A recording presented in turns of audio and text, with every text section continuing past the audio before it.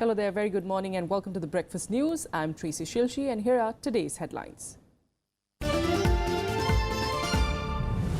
Kapil Mishra to lodge a complaint against Kejriwal at the CBI office over graft charges. Delhi Assembly special session held today. Chief Minister says the truth will prevail.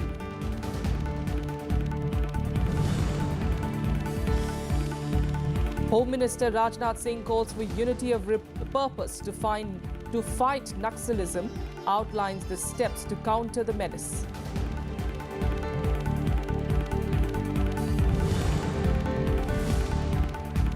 India gives consular and legal assistance to a woman who alleges that she was forced to marry a Pakistani citizen at gunpoint.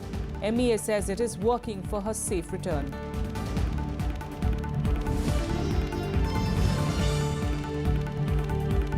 The head of Iran's armed forces warns Pakistan, says it will hit bases inside the country if Islamabad fails to arrest terrorists and shut down their bases.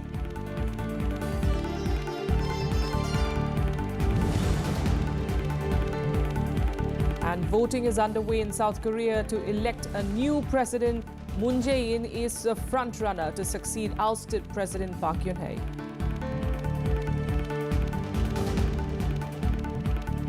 Our top focus today is the political turmoil within the Aam Aadmi Party in Delhi, under intense attack from its own party member and pressure from the opposition of coming clean.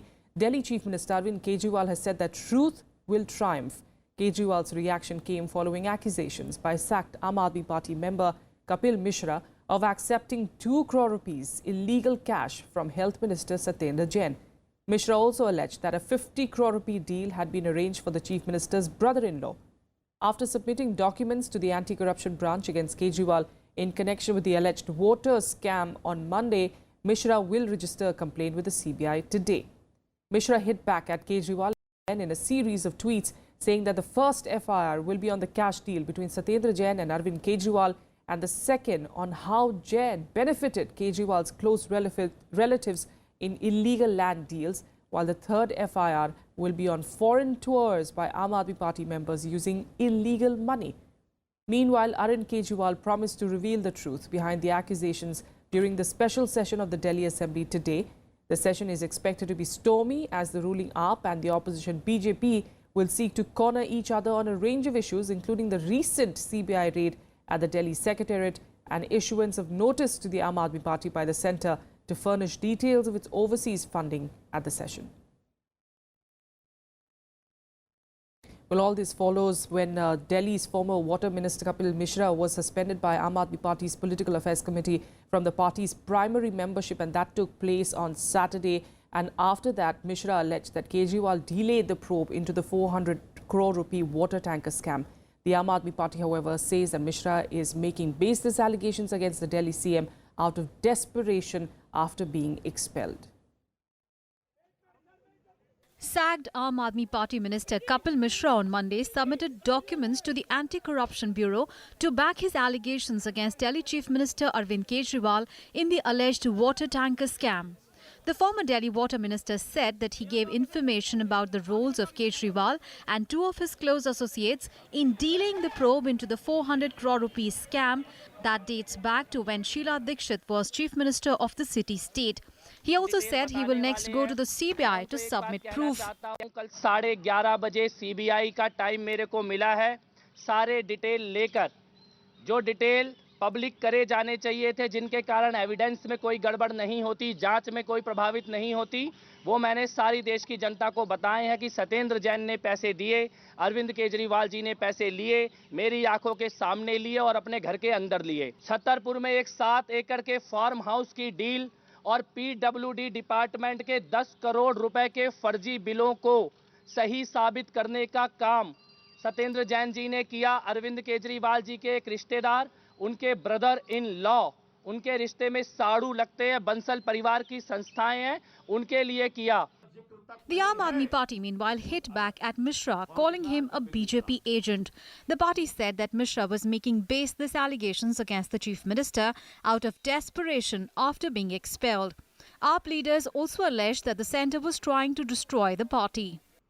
आज जो भी बातें कपिल मिश्रा अरविंद केजरीवाल को फंसाने के लिए बोल रहे हैं, वो वही बातें बोल रहे हैं जो भारतीय जनता पार्टी बोलती है, जो भारतीय जनता पार्टी एसीबी के माध्यम से करवाना चाहती है, जो भारतीय जनता पार्टी आम आदमी पार्टी की सरकार को बदनाम करने और फंसाने के लिए लगाना चाहती है। किसी तरह की किसी भी डील के अंदर मेरा कोई लेना देना नहीं, कोई डील नहीं हुई है। सिर्फ कपिल मिश्रा जी का मानसिक संतुलन बिगड़ गया है। बिल्कुल क्लियर कट है कि पार्टी को बदनाम करना चाहते हैं, डिस्क्रेडिट करना चाहते हैं। आप ये कुछ भी कर लें, इससे डिस्क्रेडिट होने वाले नहीं और इससे डरने वाले भी। The allegations against Kejriwal has prompted the BJP and the Congress to call for his ouster. A BJP delegation met Delhi Lieutenant Governor Anil Baijal on Monday to discuss the issue. Congress, on the other hand, demanded action against Kejriwal on the basis of the Shunglu Committee report. इसके पीछे के भी सारी report, Shunglu committee की reports भी इनको भ्रष्ट बताती है। 97 करोड़ के लूट भी इनको भ्रष्ट बताता है।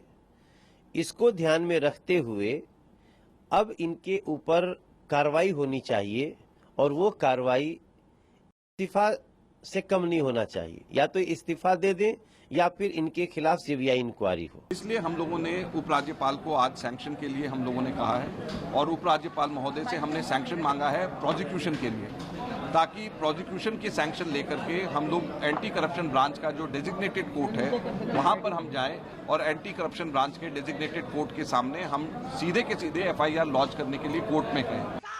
NCP workers also held protests against Kejriwal outside the Delhi Secretariat, demanding his resignation.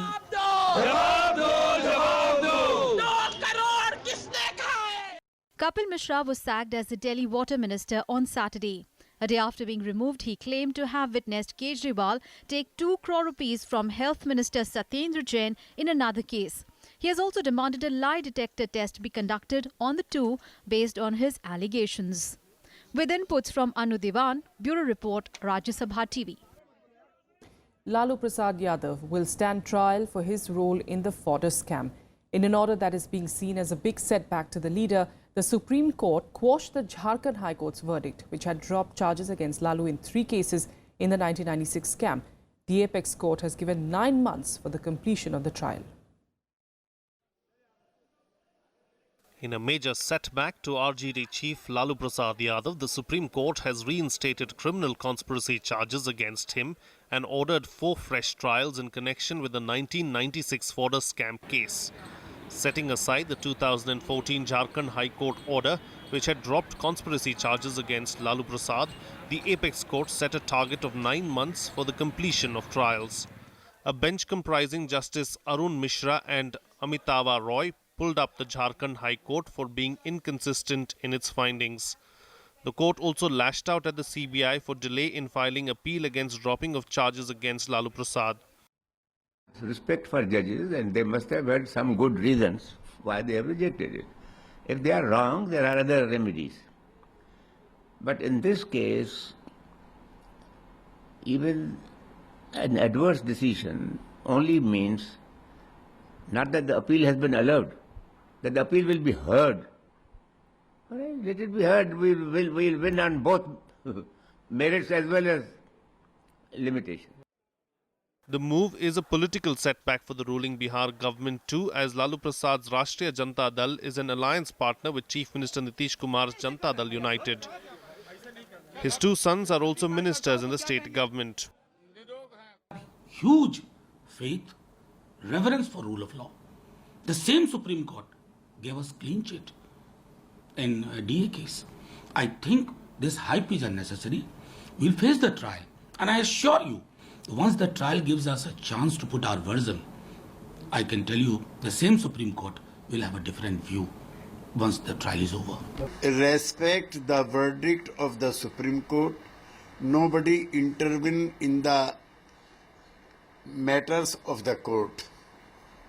However, the role of the CBI has always been of criticism for the Congress days to now BJP days. Lalu Yadav का अगला 9 महीना court कचहरी तारीख high court supreme court वकील इन्हीं के अंदर इनका समय बीतने वाला है। और जिस तरह से एक मामले में लालू को सजा हुई है, बाकी बचे जो 4 या 5 मामले हैं उन सभी मामलों में भी लालू यादव को निश्चित तौर पर सजा होगी, क्योंकि जिस मामले में सजा हुई उसी प्रकार का मिलता जुलता बाकी मामला है। यानी अगले 20 साल तक लालू यादव मुखिया का भी चुनाव नहीं लड़ पाएंगे। The fodder scam relates to fraudulent withdrawal of 900 crore rupees by Bihar's Animal Husbandry Department when Lalu Prasad served as Chief Minister from 1990 to 1997. In 2013, a special CBI court in Ranchi convicted Lalu Prasad and 44 others in one of the cases relating to fraudulent withdrawal of 37.70 crore rupees from the Chaibasa treasury in 1994-95. Lalu was sentenced to 5 years imprisonment in one of the cases arising out of the fodder scam, as a consequence of which he was disqualified from contesting any election for 11 years. He was later granted bail by the Supreme Court. Along with Lalu, former Bihar Chief Minister Jagannath Mishra and former top bureaucrat Sajal Chakraborty will also face trial in the case. There are 3 other cases where the same charges have been made out against Lalu and others in relation to the alleged illegal withdrawal from the government treasury of Bihar, including the Dumka and Deoghar treasuries.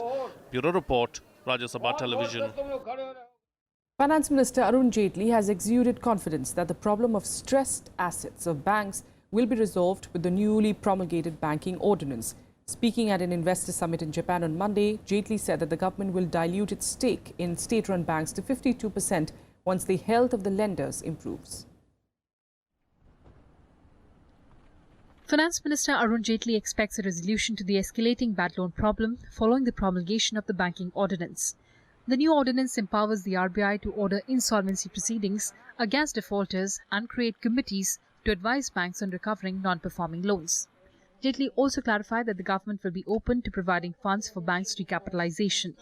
Speaking at an investor summit in Japan's capital, Tokyo, Jaitly said, "Once the health of the banks improves, we have announced that the government will be willing to bring down its own equity in the banks to 52%, and that can be used for banks' recapitalization." Experts say that it remains to be seen whether the ordinance to the Banking Regulation Act fixes the NPA problem after several steps initiated by the RBI failed to yield desired results. Public sector banks' gross bad loans rose by over 1 lakh crore rupees to touch 6.07 lakh crore rupees in December 2016 from 5.02 lakh crore rupees at the end of March 2016. The government has allocated 10,000 crore rupees for recapitalization of the NPA-laden public sector banks for 2017-18. Since Reserve Bank of India comes into the picture, then there is a third entity which is cross-checking what is happening. The question here is, Reserve Bank is a regulatory authority. It is not a commercial bank. Does Reserve Bank have the necessary expertise and manpower to handle such cases? This is to be seen. The ordinance, which amends Section 35A of the Banking Regulation Act 1949, will have to be placed in Parliament for approval in the upcoming monsoon session. It has inserted Section 35AA and Section 35AB in the Act. Kapil Mishra, Rajya Sabha TV.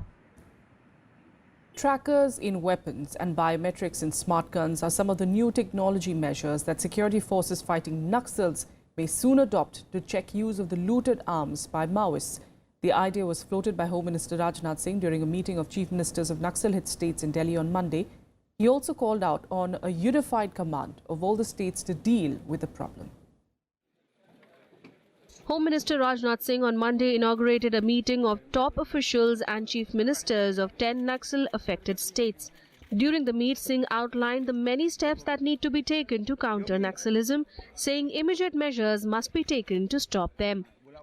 वामपंथी उग्रवादियों द्वारा CRPF के camp के पास हमला करने से मैं चिंतित तो हूं, लेकिन विचलित नहीं। इसलिए आज बैठक महत्वपूर्ण है, क्योंकि हमें समग्र रूप से चिंतन करना है कि अब हमारी सोच, हमारी रणनीति, हमारी तैयारी, हमारे संसाधनों का उपयोग किस प्रकार हो। मुझे आप पर और हमारे जवानों पर पूरा भरोसा है कि हम सब मिलकर नई रणनीति से पूरी क्षमता से वामपंथी उग्रवाद का मुकाबला करेंगे और सफलता हासिल करेंगे।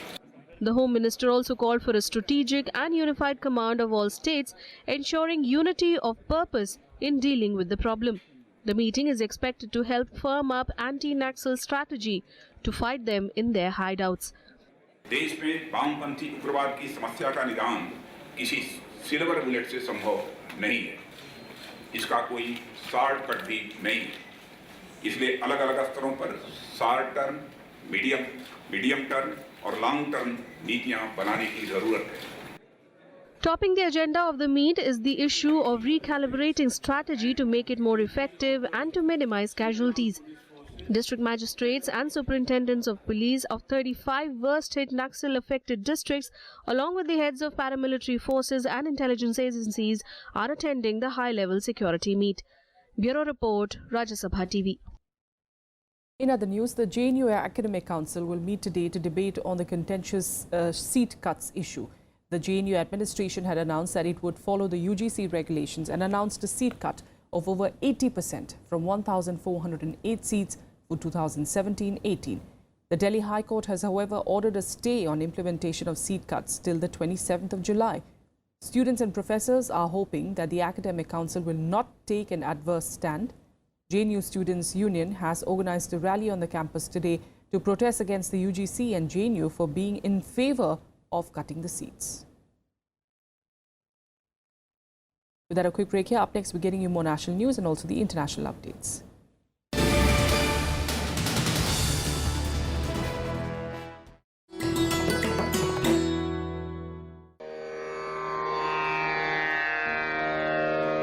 The sacred relics were unearthed in Piprava in Uttar Pradesh. Buddhist monks from all over the world visit the National Museum to pay their respects. These charred bone fragments of Buddha are housed in the gold canopy gifted by the royal family of Thailand.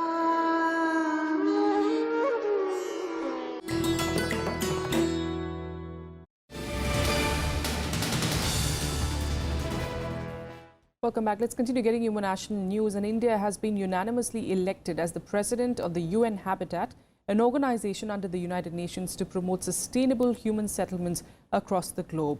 Union Minister M. Venkaiah Naidu will preside over the meeting of the 58-member Governing Council of the UN Habitat for the next 2 years. For now, of course, Naidu will preside over the plenary sessions at the conference of the next 2 days being held in Nairobi. The theme of the 26th meeting of the Governing Council is Opportunities for Effective Implementation of the New Urban Agenda.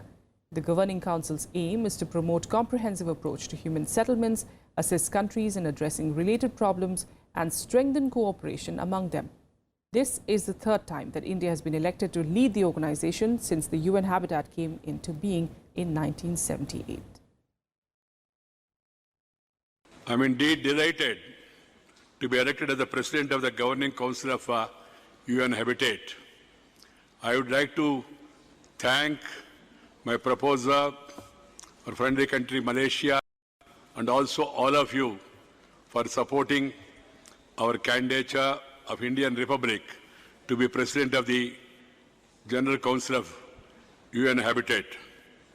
On behalf of my country and myself, I would like to thank all the members of the General Council for the confidence reposed in me and bestowing me with this responsibility.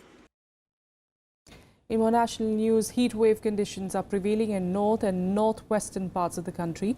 Sweltering weather conditions continue to affect normal life in parts of Delhi, Madhya Pradesh, Jharkhand, Orissa, Uttar Pradesh and Rajasthan. On Monday, the mercury soared to settle at 47 degrees Celsius in Churu in Rajasthan. According to the Met Department, Sri Ganganagar and Bikaner recorded a maximum temperature of 46.5 degrees and 46 degrees, while Jaisalmer, Barmer and Kota registered the temperature of over 45 degrees. The national capital recorded a temperature of 44 degrees. Jhansi witnessed a high of 44.7 degrees Celsius, and at 45.5 degrees Celsius, Narnaul was recorded as the hottest place in the two states of Punjab and Haryana. Looking ahead to the day, Foreign Minister of the Netherlands, Bert Koenders, who is on a 4-day visit to India, will hold talks with External Affairs Minister Sushma Swaraj today. The talks will focus on ways to build bilateral cooperation in a range of areas, including trade and investment and education. Bert Koenders will address a gathering of businessmen diplomats on the theme, The Netherlands, Your Gateway to Europe, organized by the Confederation of the Indian Industry in Delhi.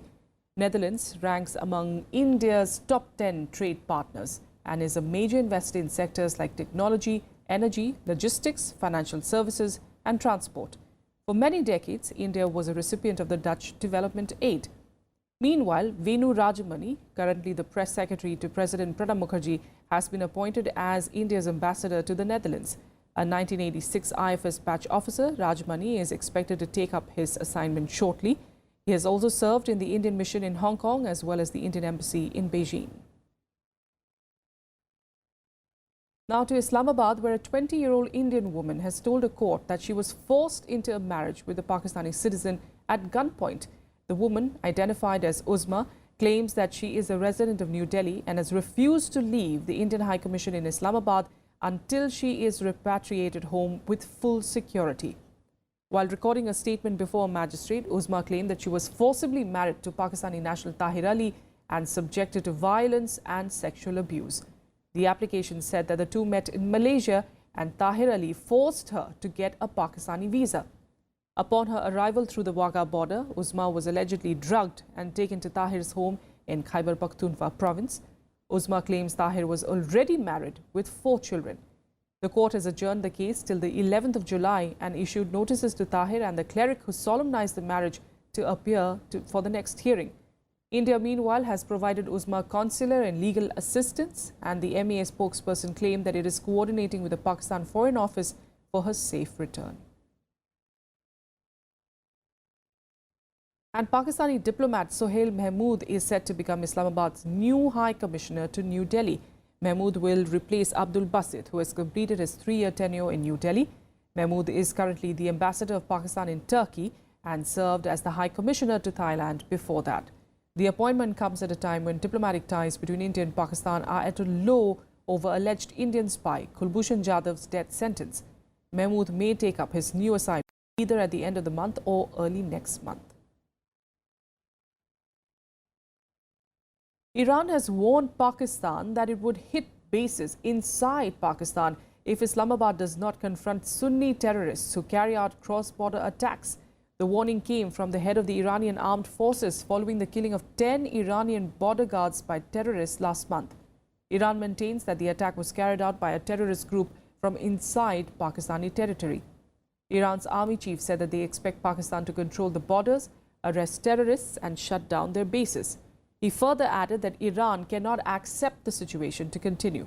The warning comes a week after Iran's foreign minister visited Pakistan last week and asked Prime Minister Nawaz Sharif to improve the border situation. In more international news, South Koreans began voting on Tuesday morning to elect a new president, and all eyes are on frontrunner Moon Jae-in. A former anti-government student leader, Moon Jae-in stands poised to succeed ousted President Park Geun-hye. He has called for a moderate approach on North Korea, and conservatives worry that it might put South Korea at odds with its most important ally, the United States. He also wants to reform powerful family-run conglomerates and boost fiscal spending to create jobs. Moon's nearest rival is a moderate, Ahn Cheol-soo, but Moon has established a growing lead in the recent polls. The winning candidate will be officially sworn in as South Korea's new president after the National Election Commission ends the vote count and confirms the winner on Wednesday. Despite Park Geun-hye's term originally ending in February 2018, the new leader will still serve out a full single 5-year term. Park was ousted on charges of bribery and abuse of power in March to become South Korea's first democratically elected president to be forced from office. She's in jail on trial. At least 11 migrants were dead and more than 200 went missing after 2 boats sank off the coast of Libya on Monday. Some 50 survivors were picked up by a Danish container ship and brought to shore in Catania, Sicily. According to the Italian and Libyan coast guards, about 7,500 people have been rescued so far since Thursday. The migrants were leaving Libya in the hope of starting a new life in Europe. Representatives of the UN High Commissioner for Refugees and the International Organization for Migration met the rescued migrants on Monday. A UNHCR spokesperson said that the number of people who have died crossing the Mediterranean this year stands at 1,150. Italian Coast Guard has informed us of a rescue where some 70 people were aboard an inflatable boat that mentioned that another more or less 70 people were missing. We're still trying to get more information from the people that will disembark over the coming day to see if they are survivors of this incident. But this tragically brings the total number of people dead and missing since the beginning of the year to more than 1,150. And the UN climate talks have begun in Germany's Bonn city, despite uncertainties about whether the United States will remain committed to the Paris Climate Accord or not. During 10 days of the talks, officials will try to agree on how to implement the 2015 Paris Agreement to cut carbon emissions, a treaty that former US President Barack Obama's government played a leading role in forging. But the Trump administration has sent just 7 participants to a key UN meeting, a smaller delegation even than Zimbabwe, underscoring Trump's deep ambivalence about the historic agreement. White House officials are expected to huddle on Tuesday to discuss the fate of the agreement, with business leaders and the international community pressing the US to stay in the agreement and Trump's conservative allies urging an exit. The May meeting of the UN climate talks body is normally a pretty low-key affair, but this is the first gathering of delegates since Donald Trump was inaugurated. Some delegates say that the US exit would be a body blow for the landmark deal. The Paris Accord calls for limiting the global average temperature increase since the Industrial Revolution to 2 degrees Celsius or less, a goal that has been called ambitious. Obviously, if you are not a party to the Paris Agreement, you will lose out. And the main losers, of course, will be the people of the United States itself. Because, I mean, all the interesting, fascinating new green jobs will go to China and to other parts of the world who are investing heavily in this. Already at this point, there's only 70,000 jobs in the coal industry of the United States, 400,000 jobs in the solar. So there is no doubt where the future is, and that's what all the private sector companies have understood. All right, that's all we have for you on the Breakfast News. Thank you so much for joining us. Have a good day.